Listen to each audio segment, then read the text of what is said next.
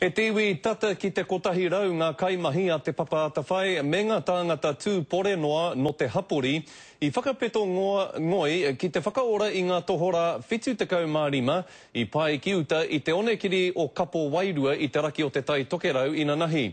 Neke atu i te 5 kiromita o taua onekiri i kapi katoa ake i ngā tūpāpaku o aua tohora i te rānei. Heoi, mā te aha i te 25 o rātau kei te ora tonu. No te tainga atu o te papaata whai ki te āwhina i ngā tohora nei, ka toko ake te whakaaro ki te kawe i enei tamariki a Tangaroa, mā runga taraka ki ngā takutai o te Rarawa, whakamānutia anō ai. Ina hoki he tino marino no te wai o te rātaha.